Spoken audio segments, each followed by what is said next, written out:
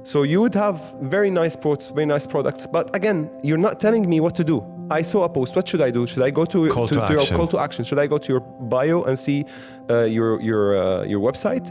So on LinkedIn, I would talk about my flower shop. I would talk about my from where I'm sourcing my flower shop. I'm talk about my team. I talk about my challenges with the suppliers. I give some tips to other flower shops. Let's say a marketing department and a sales department. Yeah. So sales department can survive without a marketing department. A marketing department naturally won't survive without a sales department. Yeah.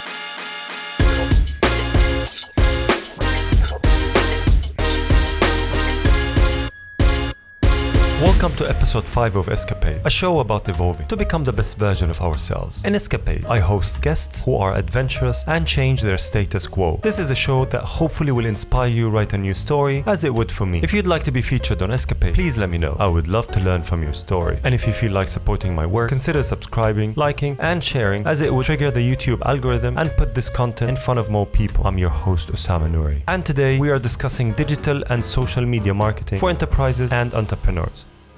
Enjoy the show.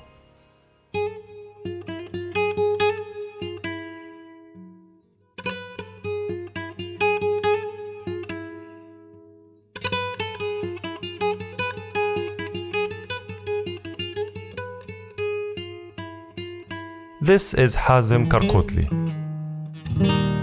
part of a team who won a Guinness World Record, entrepreneur, and a musician.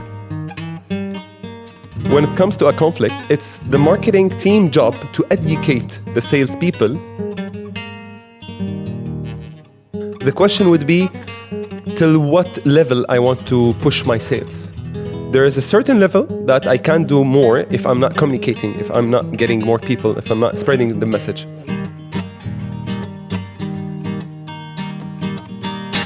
His clients range from Gap, Banana Republic, Cafe Nero, and many more. He offers digital marketing services including digital advertising, social content auditing, and e-commerce growth hacking. He enjoys doing this for people for free. Yes, you heard it right. He can offer his services for you free of charge.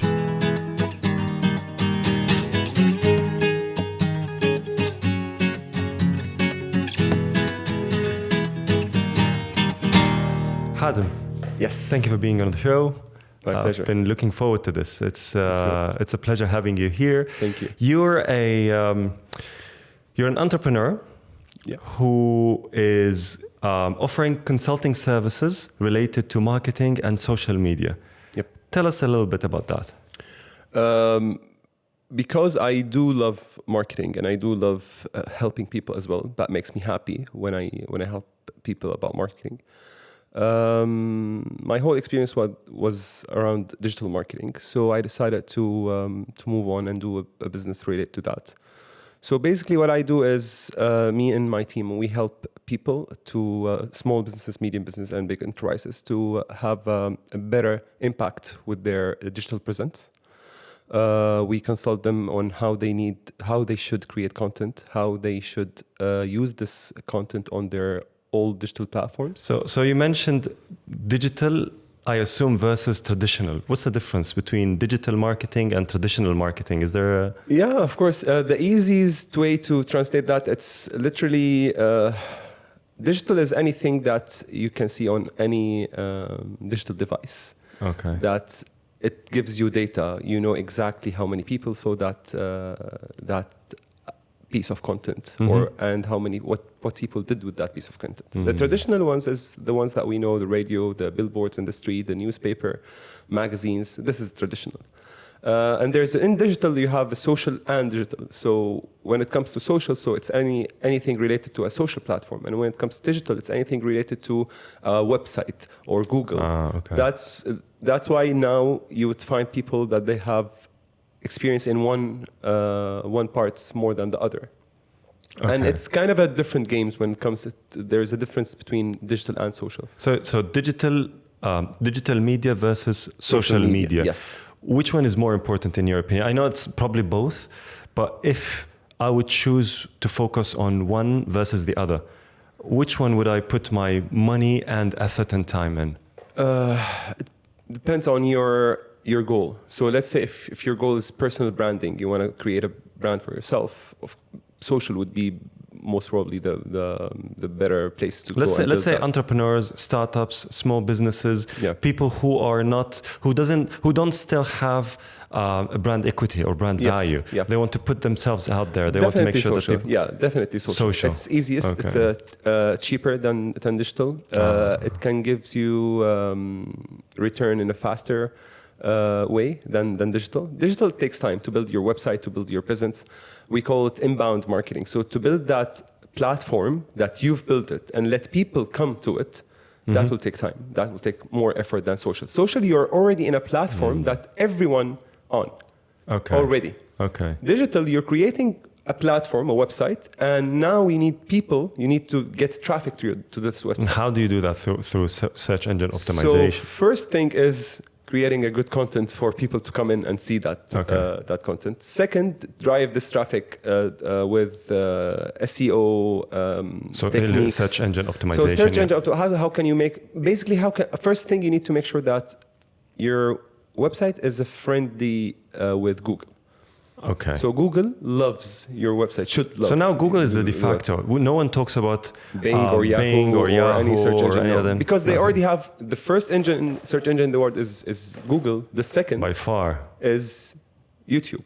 So right. Oh wow. Okay. Yeah. So both of them are for Google. So yeah, of course. If when we say digital, we say Google. Even though when we say advertising, we say Google. Right. It's just synonymous. So yes. In this case, when do you think it's important and imperative for, let's say, a startup or an entrepreneur to start thinking about this? So, in previous episodes we talked about with Israel in his entrepreneurship endeavor and the social grind, and then the startup grind.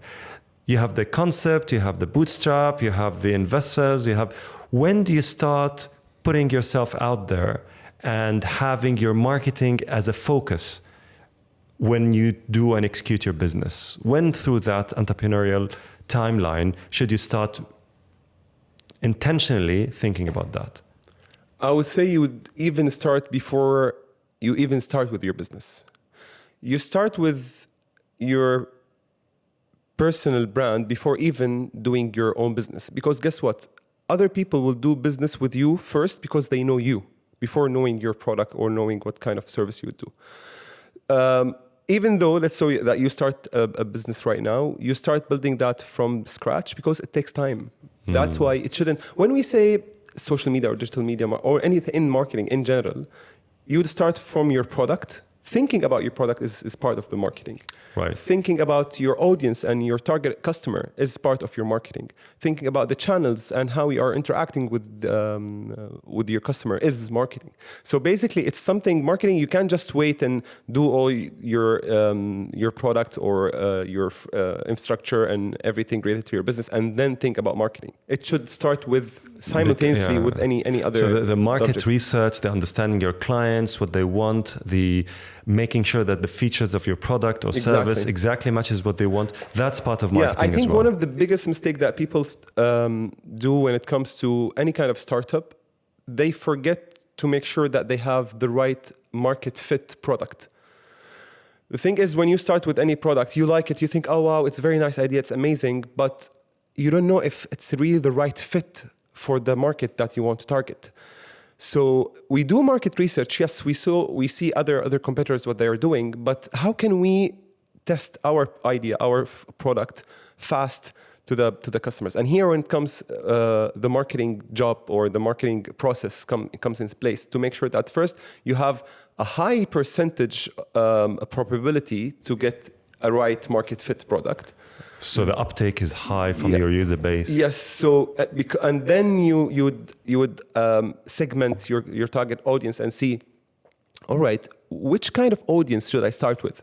All right, I'm gonna do a Pepsi can, but is it for everybody? Yeah, maybe you can argue that, but of course there are priorities. You can start with maybe teenagers before adults, or you start with adults before people over seniors, for example. Seniors or something like that. You know what I mean? Right. So understanding this is a key when you're starting your startup. And that makes perfect sense, because I think there is a misconception about marketing is that it's mostly advertising. Definitely. Which is the last bit of marketing. Definitely. It's part of marketing probably, but it's way before that. It's the understanding of your clients, the fit between your clients' needs and your product or service, and then putting it out there through advertising.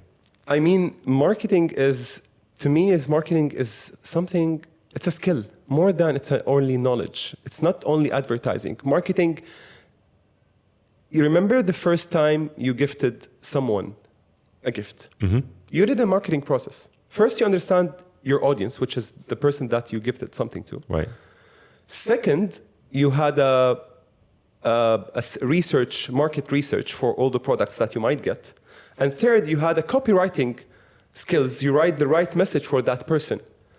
And you chose the nice package for that person that you think that he or she will like this packaging and it will suit the present that you had. So this is a marketing process, basically.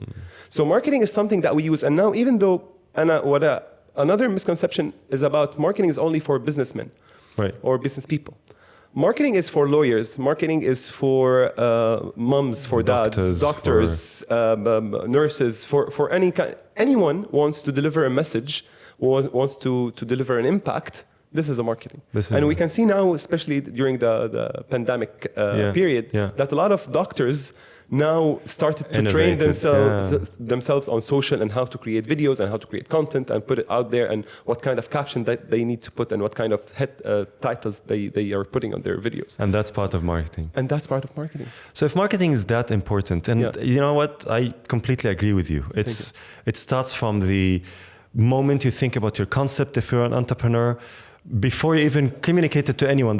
So for me, for example, I have a couple of ideas. Okay. Before I even communicated to anyone, I went and bought my domain name. Which is part of marketing, yes. Right? I don't even know what the product is, but I just went and bought the domain name. Let me get it. Let me get it and see how it will. That's part of marketing, and then understanding the clients. So if marketing is that important, traditionally, especially in large organizations, why is there always a conflict between marketing and sales? Oh yeah, it's. I mean, I've been working in multinationals. I've been working in local companies. Why? I think one is the best way to describe that. I heard it from one of the CEOs. That marketing and sales, they are wearing different watches. The salesperson wearing a very digital watch where it's super fast. It runs fast. They are always looking for targets. Sale. I didn't hit the target this week. I have to get it. Let's do sales. Let's do promotion. I need to get people into my store. Marketing, they wear another watch, which is about brand awareness and brand image. And let's build this for 3 months or 6 months or a year. So the first conflict to me is they don't understand each other time frame. They don't align on the time frame. Each one of them, they look at the time frame in different bases. The second thing, they don't know a lot about each other.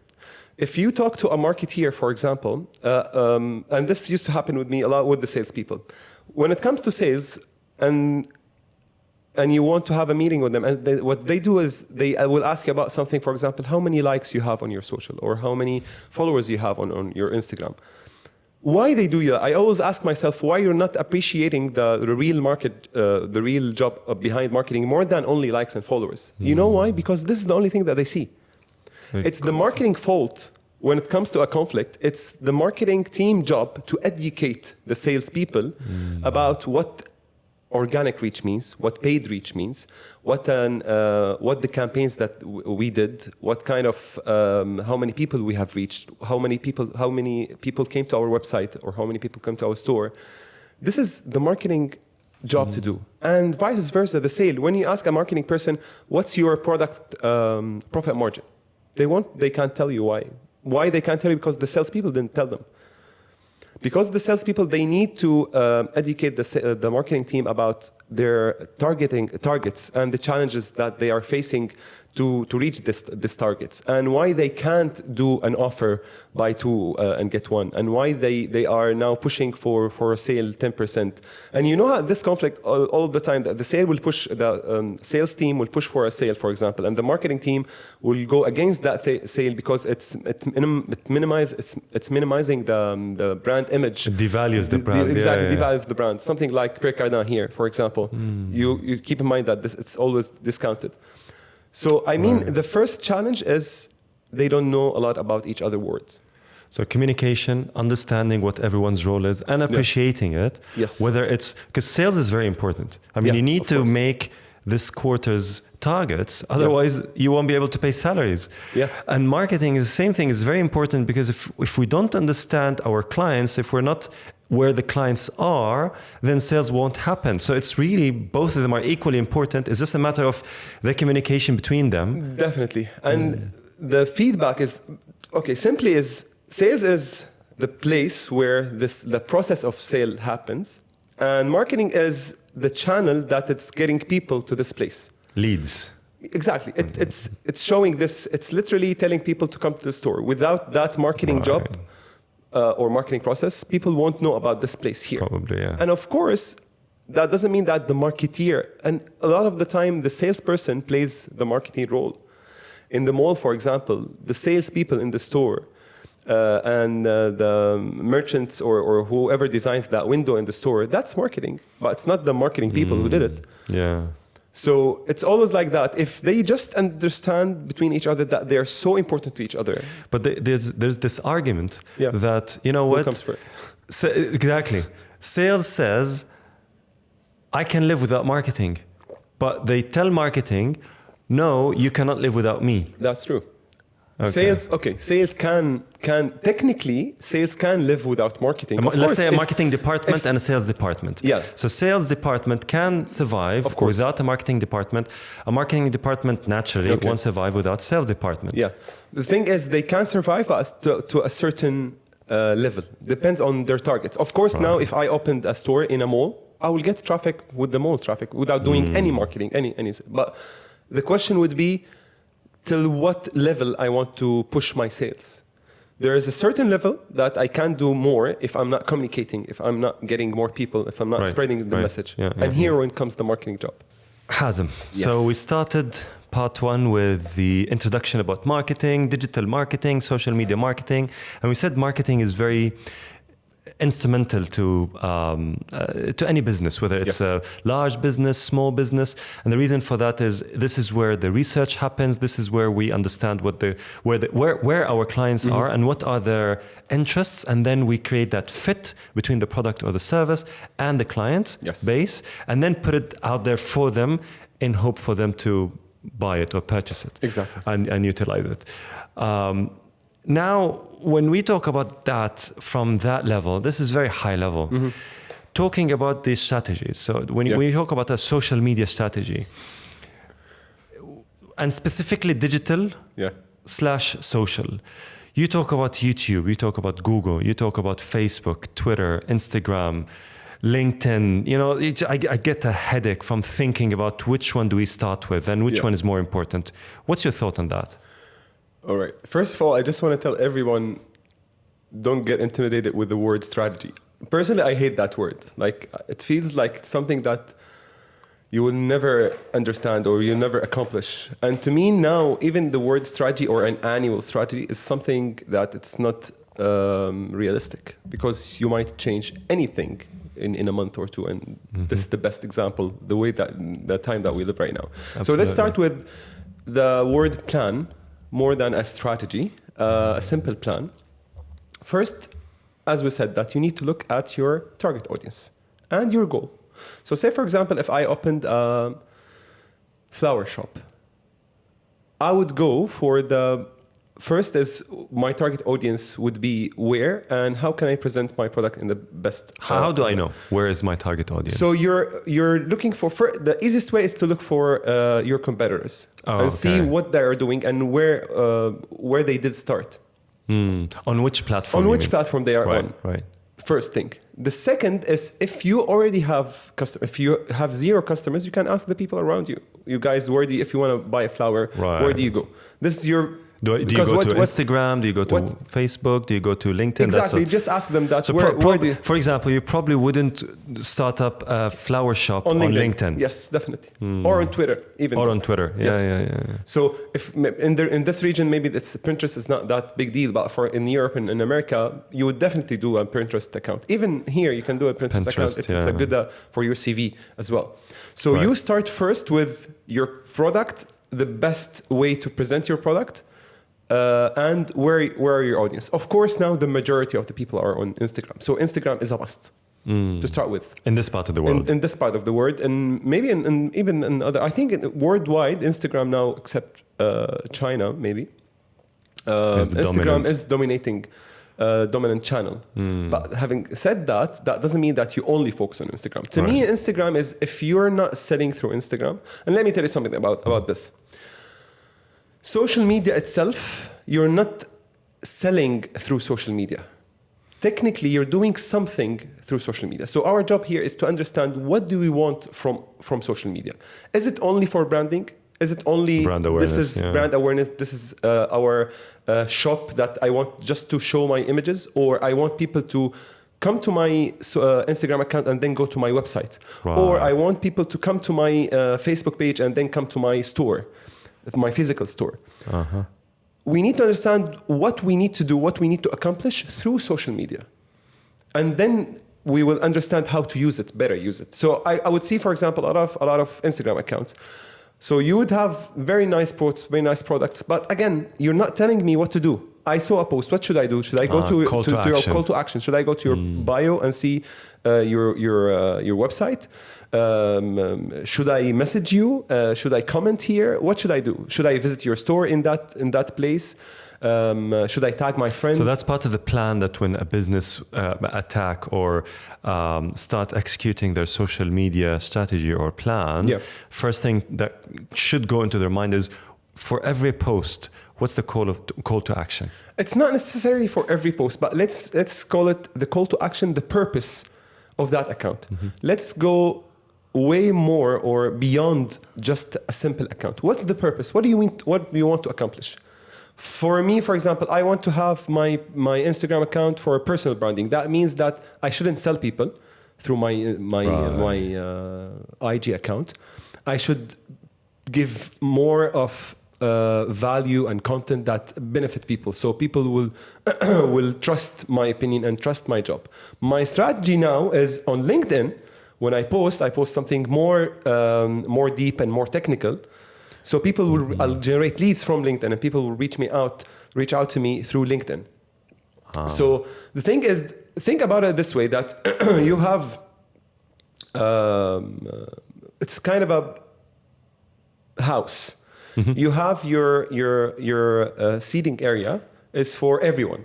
Right. Yeah. So for family members, for friends, for guests, everyone. Your bedroom maybe is for yourself, your wife, your kids, for a certain purpose. So think about this. Think about the whole platform is like a house. Every single room has a purpose, and every single room has different audience. So what do you feel of people or companies that are posting cat photos and videos on LinkedIn? I mean, that was an approach. I've seen that kind of trend, and it automatically filtered itself, because the audience what they are trying to do when they want to post any Instagram post on LinkedIn. Let's put it that way. As an audience, even though if you are the same person, the funny thing is the same person, if they saw that cat on Instagram, they will like it, they will engage with it, maybe. If they see the same person, if he or she sees it on LinkedIn, they won't engage with it. That's it. Because they are in different mindset when they browse LinkedIn. So it's like you're wearing slippers and shorts in, let's say, a high class restaurant, or a suit on the beach. Kind of, yeah, exactly. So first thing to do is, all right, I need to know where my audience are. I ask my friends, I ask the customers, if I am facing customers, what kind of social you do. I watch my competitors, what they are doing. So I select the channels. Then I need to create the suitable content for each channel. So on LinkedIn, I would talk about my flower shop. I would talk about my from where I'm sourcing my flower shop. I'm talk about my team. I talk about my challenges with the suppliers. I give some tips to other flower shops or to other people who to position yourself as an authority. Exactly, as a leader in my market.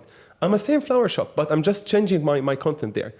And if you are a businessman on LinkedIn, you will trust me as a flower shop business person. Right. And on Instagram, you will like me as a flower shop designer.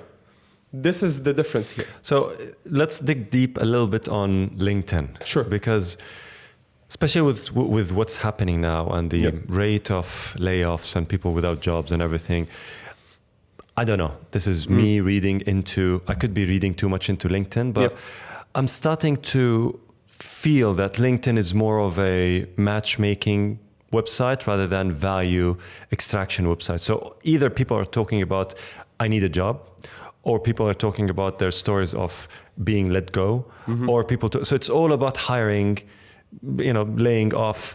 The value of the technicality of each industry, of the authorities that people talk, is being dwarfed by all of that noise that's happening. What do you feel about that? Do you see it anyway, or? It depends on you. That's the first thing that I would tell you is clean your feed. So you need to go back to the people that you're following and follow the people who's putting more content. Then LinkedIn will understand how the algorithm of LinkedIn will understand how to so give this is probably something just for my feed. Yes, maybe it's only for your feed. Gotcha. Of course, we saw a huge trend for job seekers in the past period, but this is not the real LinkedIn. To me, LinkedIn, and I was saying that yesterday, LinkedIn is the best place. And I would argue it's really the best than any other social platform to make a real connection with people that you have never heard of or you have never seen. That's true. It's the best place that you're comfortable to reach out to people that you don't know and say, hi, my name is Hazem and I want to meet you. I want to talk to you. It's very casual, right? That's the best place that you would comment on posts for people you don't know. That's true. Yeah. So it's a very, very open place. And I would argue it's the best place that people that are trying to put the most valuable content they can do. Thoughtful. And very thoughtful. They think twice and 10 times before they put anything on that platform because they know the quality or the kind of caliber, the mindset of people on that platform. They won't do just anything. And the best example for that is LinkedIn stories. People till now, they are intimidated to use LinkedIn stories. Yeah. Because they are already look up to the other people or other peers on LinkedIn. They don't want to put anything on LinkedIn stories. They don't want to use it. They don't know. Fear of being judged. Exactly. They are now confused. What should I do with a story on LinkedIn? So that's why people they don't put. So to me, LinkedIn is a very valuable platform. You can build a good connection and you can learn very valuable content from. Okay, that leads me to the next question. Go ahead. So when I think about social media, I think about every social media platform, including this TikTok and all those kind of 2 seconds of fame it's kind of platforms. It's more than this TikTok. It's TikTok now. Okay. That's my exactly. I agree, and 100%. Yeah, but. I would never understand it, and to be honest, I don't want to understand TikTok. But because I think, okay, so let me rephrase my judgment. Sure. Because I have a judgment on TikTok. Okay. And it is coming entirely from the content and the quality and the type of content that is being put on TikTok. And I think the reason for that is the way TikTok have positioned itself and the way the platform itself works, which is that short, quick, and people, usually it's very difficult to give meaningful insights with short, quick clips, right? The polar opposite is YouTube, which is, in my opinion, it's one of the most difficult social media platforms to crack, if you'll call it a social media anyway platform. It gives you a voice, so it's social exactly. media. So that kind of difference between TikTok at one polar end, which is very meaningless in its majority. Again, I'm in the sense of generalization, but this is my view. And YouTube, which is more of you have now time, you have the place, you have this to you can speak for hours, and people still listen to it. Look at Joe Rogan and his podcast and his show. It's 3 hours, and yet he gets 10 millions and 20 million views, and for long view ratio as well. And the reason is the mindset, again, like you said. So how do you feel about these two polar ends of that social media platforms? To me, they are all okay. They are all good. Everyone, they are serving a specific purpose. Every single, and this is for everybody as well to understand, every single social channel has a personality. I'll tell you an example. When you pick you get your mobile on Instagram, you hold it like this. The minute that you want to watch YouTube, you lay back, you flip your phone, and now you're ready to spend more time, right? Mm-hmm. Automatically, your personality changed with the platform itself. On LinkedIn or Facebook, you are more willing to comment and share and interact with posts more than Instagram, for example.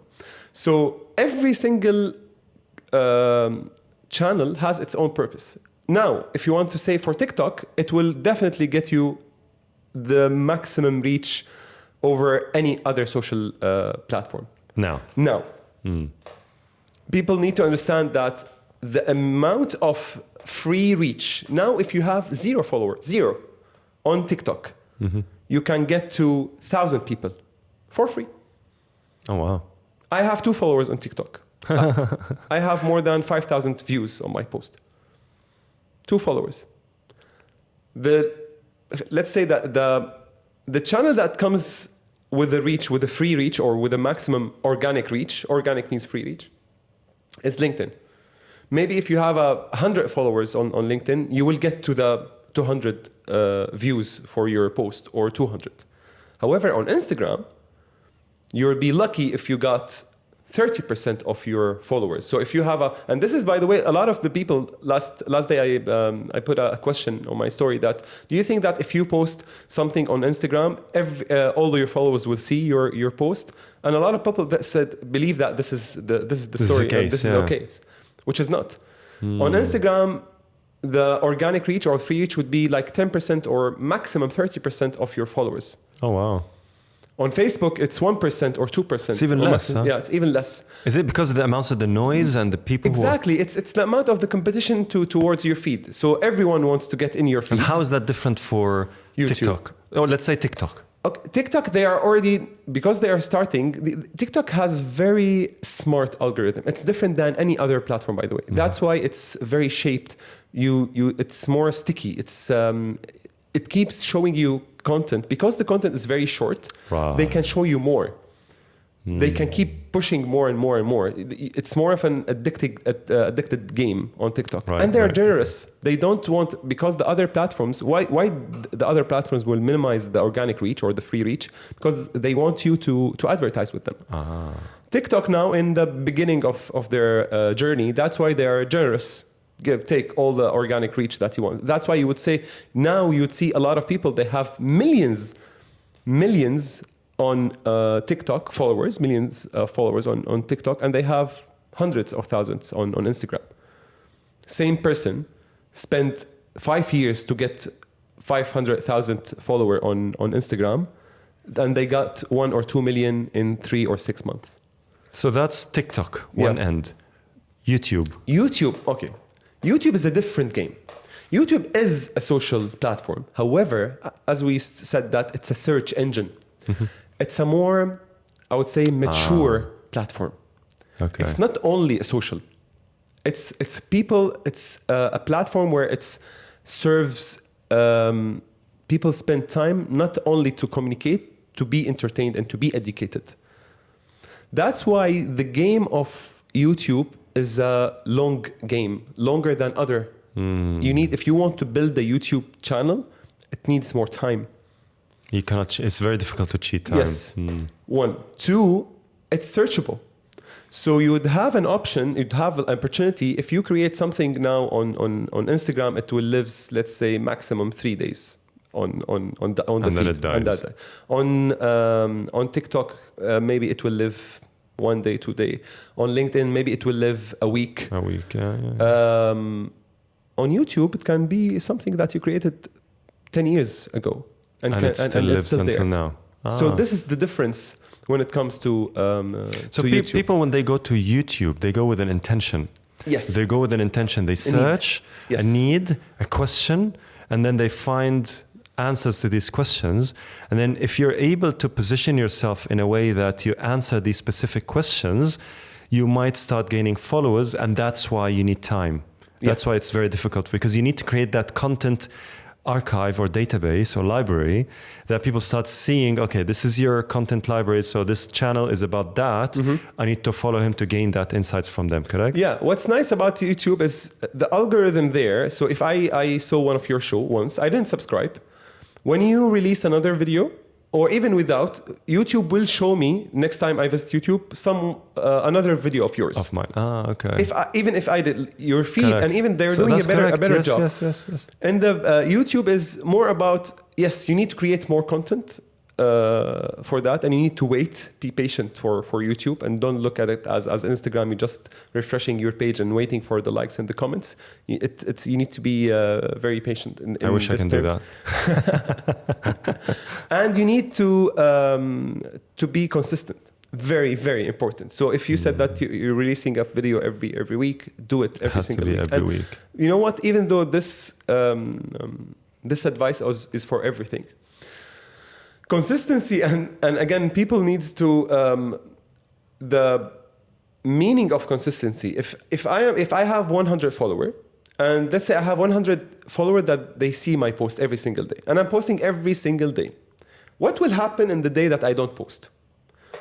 Instagram or any social platform will give this slot for another person that day. As part of the algorithm. Yes, because I know that Osama consumes 100 posts every single day. At that day, Hazem didn't put a post. What should I do? I will get another post and put it in front of Osama. Now, instead of Hazem's post, right? Right.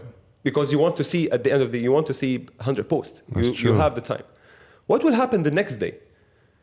Me and that new person will compete on that spot. It's not my spot anymore. Correct. That's why we said, if you stay consistent, if you can post 5 posts a month, post a post every single week. Don't do 5 posts in 5 days and in one week, and then leave it to the rest. So, okay, makes sense. Yeah, makes sense. Yeah, and that's why it's a long time game. Yeah. In the sense of the more you rack up weeks, that means the more you rack up content, and this content then will be recognized by the algorithm, and so that's one part, and your audience will start expecting it naturally. Yes. So for example, what's happening with me now is people literally start messaging me every Friday, Saturday, okay, what's this episode is about? Yes. Because they know that, okay, by Saturday or Sunday, sometime between this time, there's a new episode that's going to be released. And in their mindset, because we're creatures of habit, right? Mm-hmm. They start thinking, okay, what's the episode's going to be about? So it's really that combination between these two, the algorithm itself, and it's, I would say, appreciation of that content that you're giving it, so it becomes a better platform, plus your audience and their programming of, okay, I'm expecting this episode to be released at this time, and that's what makes YouTube unique in its own way, that no other platform. Consistency is still important. And even though with YouTube, it's possible to link YouTube to other platforms. So and this is your job as a producer. You shouldn't only stop on just posting on YouTube. You need to use this link and put it in your email, send it to your friends, put it on your website, put it in your signature of your email, maybe put it in your bio of Instagram, your bio in LinkedIn. That's more important for YouTube rather than any other. Yes, exactly, because YouTube, as I said, it's not only a social platform, it is a digital platform.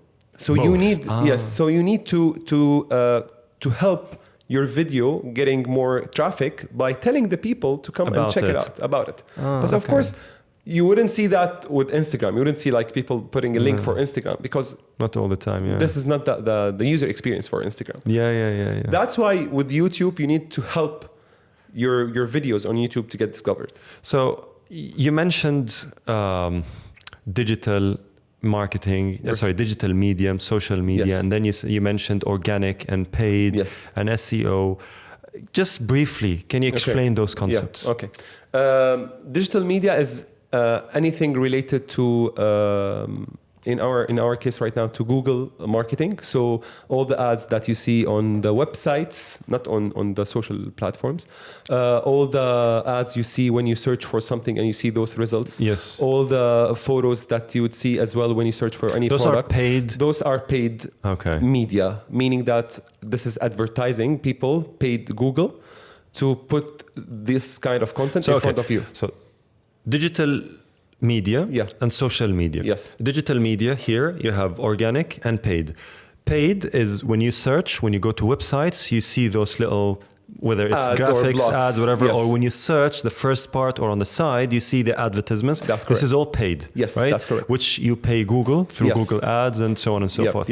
What about organic? Organic is something we call the search engine optimization, how to make your website more friendly with Google. And that's digital marketing, which we said digital marketing, we have paid and we have organic. Paid is simple, you go to Google, ads, you learn about that and everything around that. And then the organic is make sure that you're very specific, very focused and addressing the niche that you're within. Exactly. And then with that, automatically Google will recognize that and it will put you in front of those people who are searching for that specific niche. And make sure that your website is well structured, easy to navigate. This is very important. Loading time is something crucial when it comes to search engine optimization. We always hear about the organic versus paid. Which one do you think, especially on social media? Now let's drill down only to social media. Yeah, sure. You keep on hearing about organic and paid and organic and paid. Yeah. In your mind, in my mind, it feels like paid is better because I'm paying for something, I'm expecting a better result for it. Yeah. You pay, especially if it's more expensive, that means it's better quality, right? At least this is the anecdote. What do you feel about that? If you're talking about a business, so not a personal brand, advertising or paid content is a must. No matter what you do, you can't rely on organic. Let's explain something. If you have 1,000 followers on Instagram right now and you post something, this post will go to 20 or maximum 30% of your people. Okay. This is one. Now, why you need to advertise? Mainly because of two things. First, you would get the reach that you want. So if you paid $100, you would reach out to 5,000 or 10,000 people. You would show your post. Second, you will target the right people. People have a very big misconception that it says my followers are similar to my customers, which is so wrong. Okay. I always say that Bentley has over 11 million followers, now even 12 million followers. Yet they sell less than 10,000 cars a year. What this will tell you. Your followers, maybe they like your brand, but that's not necessarily that would be your customers. So yes, you need to have a paid reach, which is advertising, to reach the right people with the right amount of people as well to get your results. So I'm talking about my personal experience. Yes. If I go online, especially on social media, yes, and I'm looking for something, and then something organically, which is the unpaid part, popped up, I tend to trust it more than the paid. Yes. So how does this combination exactly work? How does it work for businesses? So paid is the way you amplify what you have. If you have a good content, you'll amplify a good content. If you have a good product, you'll amplify a good product. So whatever organic reach or the non-paid methodology that you use, you put content as much as you can, of course. You put, but when it comes to content, it's not necessarily only your product. You need to put content for the people, content that people will feel that they are benefit from, not Right. only you. Don't be selfish. And when it comes to paid, you are being selfish now. You're pushing the agenda. Of course, you will trust an organic content more than paid content because you know that this happens naturally for you. But unfortunately, you can't do it all the time. You can do it though through maybe influencers. If you can target the right people and get the right people to like your product, then it will look more natural than the paid. Than the paid. But paid is a must for businesses. You have to have paid. Yeah, I mean, it makes sense. And I think you hit the nail on its head when you said paid is amplifying and boosting. What is it that you're amplifying is the key. So if you have a very good product, you're amplifying it, it will be a good product amplified. If it's a bad product, then it will be a bad product amplified, which sometimes can be detrimental to your own brand. So let's focus a little bit about this paid advertising on social media and generally on digital media. I always hear about bidding and the price change and impressions and clicks and price per impression, price per click. Can you define this? Can you explain it a little bit more? Basically, the simplest way I think to think about it is, again, we'll go back to the example of you, and you have a time to watch 100 posts a day. And out of this 100 posts a day, there are, let's say, 10 spots for ads. So the algorithm will show you 90 posts for your friends and families and the people that you are following, and 10 posts for ads. Now, how many companies they want to show you ads? Of course, there are more than 10 people. Absolutely. And here where it comes to bidding. Those companies will fight on one of the spots you have. Of the 10 spots you have to see. And here when it comes to bidding. So the price would be determined by how many people wants to show you an ad. Okay. So and that's also determined by the algorithm of that platform. Yes, how busy it is. Okay. So it's first how many people. Let's say for example, I have 10 slots that I'll be accepting or seeing based on my behavior online. Now, these 10, if I have 10 companies, that will be the cheapest, let's say, because each one will be getting one. So the price for impression will be, which is that piece of information that they want to put in front of me. This is what impression is. It'll be put there. But if I have 20, then now it's the bidding. Now it's people who will pay more to show you this ad at what time as well. Okay. So to get it right, it's basically based on two things. Is the amount of people that you're targeting. So if I am targeting anyone aged between 20 and 40 living in the UAE, this is one target segment. It's so different when I target someone is exactly 32 years old, a man, have interest in flowers and music and food together, and they speak Spanish and they live in a part of Dubai. Those would be a very small pool, right? Which is cheaper. Which is more expensive. More expensive. The more you go deep and focused in your targets, the more expensive it gets, because you're not giving more options for Facebook to get you a cheaper views or cheaper impressions. So I'm not giving a lot of options. I'm telling Facebook, I have those 100 people I want you to target.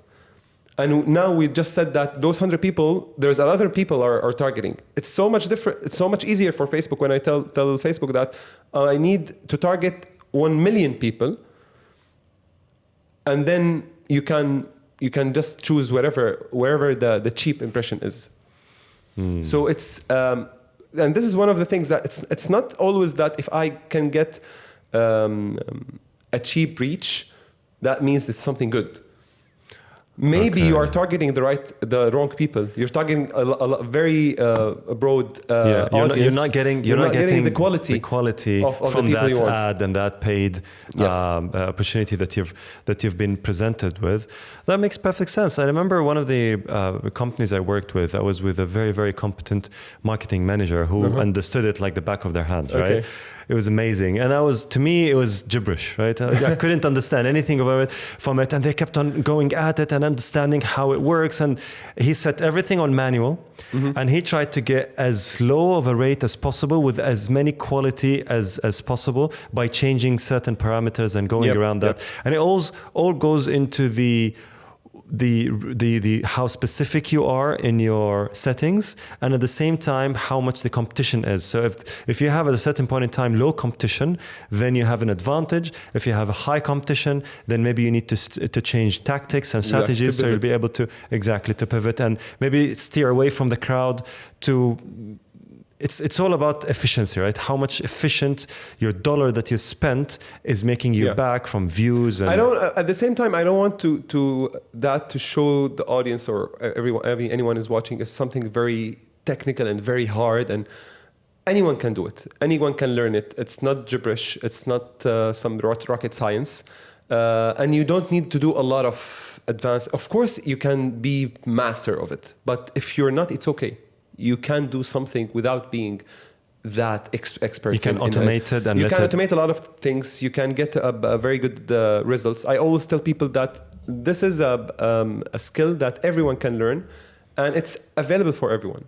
So you can go to Facebook Blueprints. They have a very good place to learn from. You can go to Google Academy or Google Garage.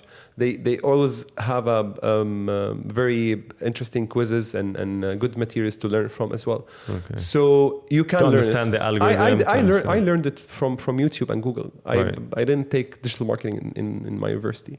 Okay. So it's just a matter of, do you have the interest? Yes. And then once you have the interest in it, you have patience, and then you go and learn it exactly like anything else. You just learn it, and then once you learn it, it's so because it's not natural science. For example, chemistry, physics. This is something you learn. It will never change. Gravity is gravity. Pi is 3.14. So it's going to be 3.14. So when you learn it, you don't feel that's going to go to waste. But then these things, you might change tomorrow because someone invented that algorithm. Tomorrow it might change. So how do you reconcile that? Just keep reading. First of all, about algorithm, don't really care about algorithm. Algorithm will change anytime. Just care about your audience, see what they are engaging with, and just follow that. For the news, you shouldn't. The thing is, you shouldn't know it all. It's okay to know only how to advertise on Instagram. It's fine. You don't need to know how to advertise on Google and YouTube and Instagram and Facebook and LinkedIn.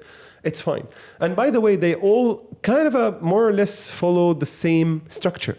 So if you learn how to advertise on one platform, it's so much easier to learn how to advertise on the others because they are all following the same structure, same way, same process. Gotcha. So, and the changes, I'm with you that there are a lot of changes, but they are not that drastic changes right now. Maybe, yes, when it comes to now TikTok, okay, it's a new channel now. It's a new mentality, new way that people are consuming content. Yes, you need to spend now time learning how this works. But it's not all the time it happens. It's not. And I think in this day and age, if you expect that you'll learn something now, that it will still be valid 2 years from now, then probably you're living in 1999 probably or 1990. But these days it's different. You learn, and that's why you shouldn't learn digital marketing in university.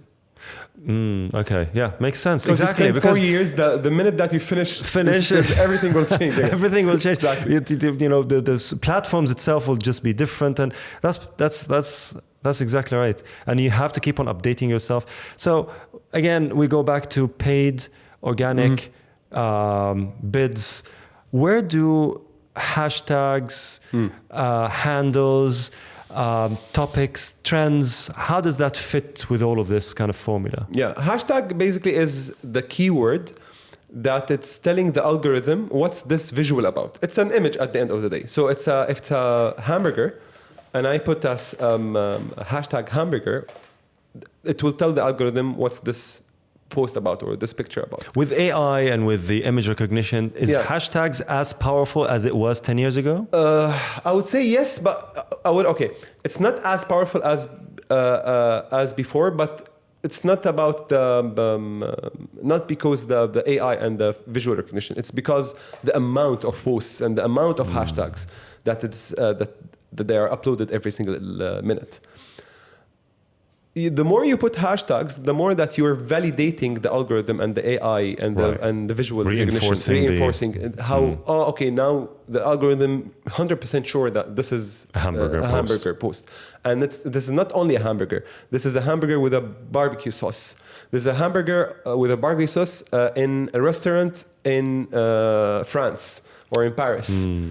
So you're giving it more and more meanings and informations. So that's why it feels. So two uses for hashtags. First is to let the algorithm know about it, so they can show it to the people that might be interested in this. And second, people might search this hashtag. But my personal opinion about hashtag when it comes to the when people will follow hashtag, it needs to be something big. Like I'm not gonna follow a hashtag of a restaurant, for example, just because of I like this restaurant, I want to see anything in the hashtag. To be a movement. If it's a movement, yes, I will follow it. If it's something that I need to know more about, I will follow it.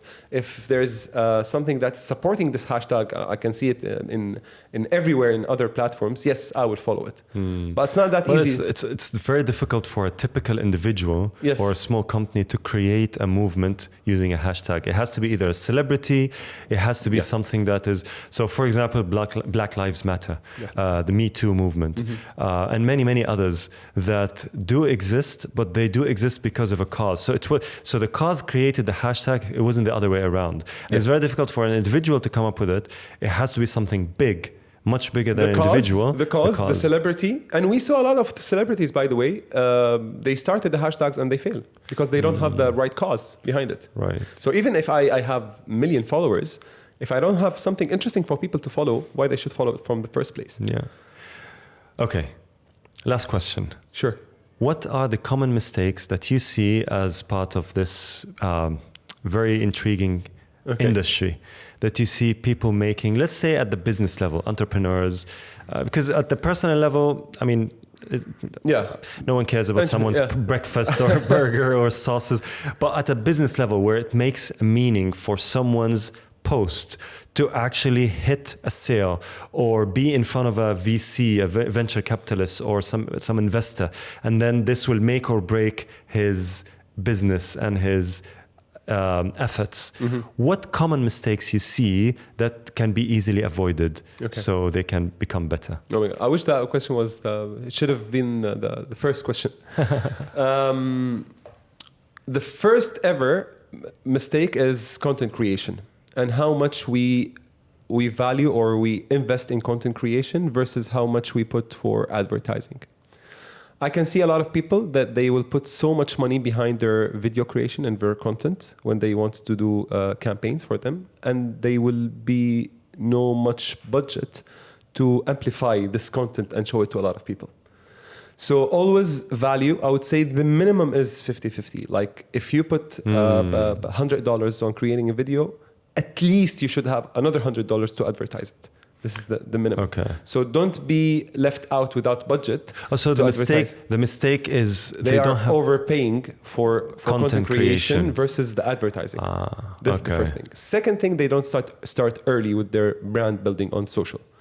So they wait till everything is set up with their brand, and they are so scared. And so here's the thing: people treating their brand as they are babies.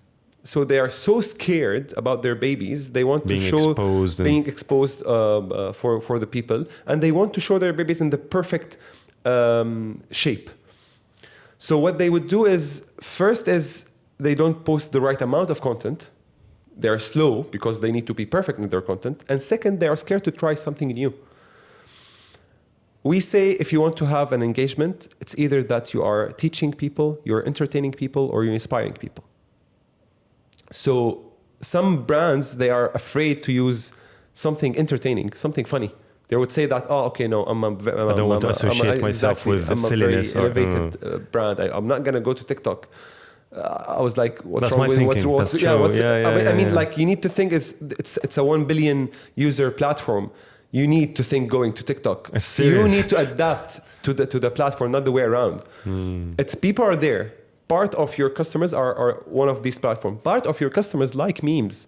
Part of your customer like funny stuff, like silly stuff. Why not to show them that? Try to speak in your tone of voice as a brand, but at the end of the day, you need their engagement. You need their attention, true. right? It's not the other way around. So you need to stop being selfish and try to be more flexible to show them something that they engage more with. So that's mistake number one. Yeah, so content. more mistake number two. So first is don't spend much money on your content creation and versus your advertising. And second, don't be selfish. Don't be selfish with your content creation. Be more flexible when it comes to types of content or channels that you're using. And third, have a plan. Have a plan for your so consistency for the topics that for you're the talking timeline. about. Definitely have a plan with. What's that?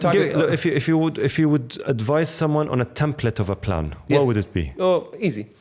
First is set a goal. So say, for example, we said that I want a purpose from this social media. I want to get out of my social activity, I want to get 100 visitors to my website. This is a goal per month. Achievable. Yep. All right, this is my goal. Measurable, achievable, exactly. The second thing is I want to budget for this goal. Okay. All right, I will spend $100 per week on my content creation and advertising, both. Mm-hmm. This is your budget. Third, your audience. I have this segment of my audience. I know their psychographic and demographic elements. Mm-hmm. So I know what they might like.